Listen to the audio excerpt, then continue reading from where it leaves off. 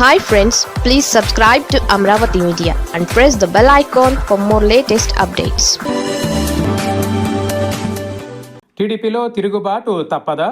ప్రస్తుతం జరిగిన రాజ్యసభ సీట్ల కేటాయింపుపై చాలామంది సీనియర్లు ఆశలు పెట్టుకున్నారు.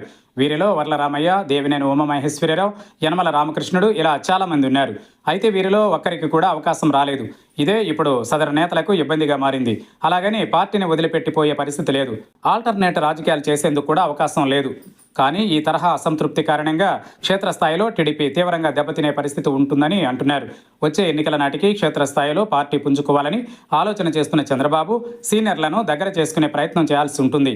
పదవులు ఇచ్చారా ఇవ్వలేదా అనేది పక్కన పెడితే వారిలో అసంతృప్తి పెరగకుండా చూడాలి. దేవినేని ఉమా గత ఎన్నికలలో టికెట్ త్యాగం చేశారు. ఆ సమయంలోనే ఆయనకు పదవిపై హామీ ఇచ్చారు. కానీ ఇప్పటి వరకు ఏ చిన్న పదవిని కూడా ఇవ్వలేదు. ఆయన పంటి బిగువున బాధను భరిస్తున్నారన్నది వాస్తవం. ఇది మైలవరం నియోజకవర్గంలో ప్రభావం చూపించే అవకాశం ఉంటుంది. ముఖ్యంగా దేవినేనికి కమ్మ సామాజిక వర్గంలో బలమైన కేడర్ ఉంది. ఆయనకు పదవి ఇవ్వకపోవడం ఇప్పుడు వారు కూడా పార్టీపై ఆగ్రహంతోనే ఉన్నారు. ఇక వర్ల రామయ్యకు మాదిగ సామాజిక వర్గంలో పట్టుంది.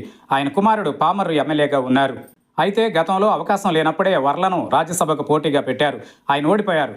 అనంతరం ఆయనకు పార్టీలో అవకాశం ఇచ్చినా పదవి విషయంలో క్లారిటీ లేకుండా పోయింది.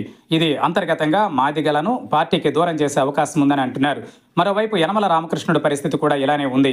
ఆయన నేరుగా తనకు రాజ్యసభలో అడుగు పెట్టాలని ఉందని చెప్పారు. కానీ ఆయనకు అవకాశం ఇవ్వలేదు. పోటీ ఎక్కువగా ఉన్న నేపథ్యంలో ఇవ్వలేకపోవచ్చు. కానీ వారితో చర్చించి శాంతపరిచేందుకు కూడా చంద్రబాబు ప్రయత్నం చేయకపోవడం మరింత ఇబ్బందిగా మారుతోందని అంటున్నారు. ఈ పరిణామాలే ప్రభుత్వానికి పార్టీకి కూడా ఇబ్బందిగా మారే అవకాశం ఉందని అంటున్నారు.